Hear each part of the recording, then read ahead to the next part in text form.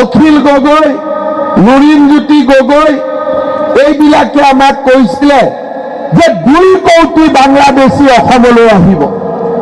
মই তেতিয়া কৈছিলো যে 2 কোটি মানুহ আহিব, কিমান ট্ৰাক লাগিব? ইমান ট্ৰাকৰটো প্ৰডাকশ্যনে আজিলৈকে হোৱা নাই।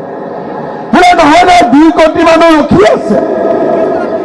ক'ত ৰখি আছে? বোলে একদম ট্ৰাকত উঠি ৰখি আছে। আজি 2 কোটি মানুহ আহিলে নেকি? চাব এজন নতুন মানুহ আহিছে নেকি? মইতো তেওঁলোকক কৈছো, মোদী আৰু প্ৰধানমন্ত্ৰী থাকিব আৰু হিমন্ত বিশ্ব শৰ্মা যেতিয়ালৈকে মুখ্যমন্ত্ৰী থাকিব, মানুহ বাদ দিয়ক, বাংলাদেশৰ পৰা চৰাইও আহিব নোৱাৰে অসমত। আজি তেওঁলোকে মানুহক দেখুৱাব নোৱাৰিলে। কাৰ হ'ল? এজন মানুহো নাহিল। এতিয়া মই তেওঁলোকক সুধো যে আপোনালোকে আন্দোলন কৰি 5 জন শ্বহীদক কিয় বৰুৱালে? অখিল গগৈ কয় পুলিচে মাৰিছে। পুলিচক মাৰিবৰ কাৰণে ৰাস্তাত কোনে উলিয়াই আনিছিল? মিছা কথা কৈ পেলাই আবেগিক কৰি কোনে লৈ আহিছিলে? সেই কথা তেওঁলোকৰ উত্তৰ নাই।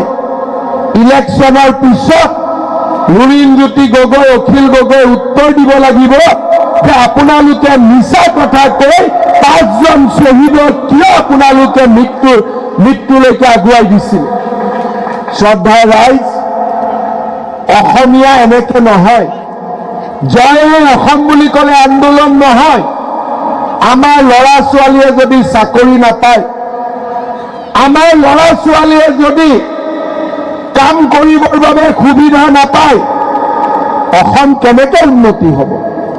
যদি মানুহে মাটিত থাকে, মাটিৰ পট্টা নাপায়, অসম কেনেকে উন্নতি হ'ব? আজি যদি চাহ বাগিচাত শ্ৰমিকে মজুৰি কৰে আৰু মজুৰি টকা নাপায়, অসম কেনেকে উন্নতি হ'ব? আন্দোলন কৰিলে অসম উন্নতি নহয়।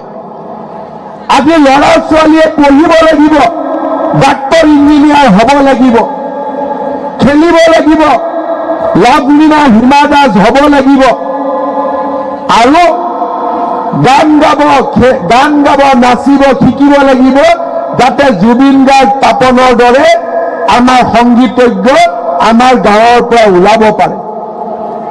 আজি আন্দোলন কৰি পেলাই অসমখনক আমি ধ্বংস কৰিব নোৱাৰো।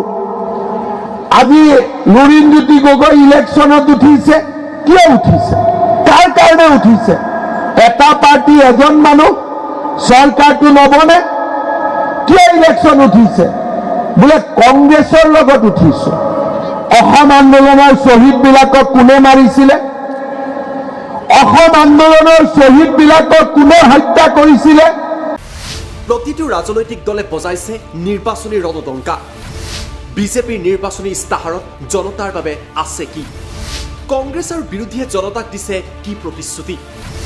AIUDF ফেক্টৰ হ'ব নেকি এইবাৰৰ নিৰ্বাচনত?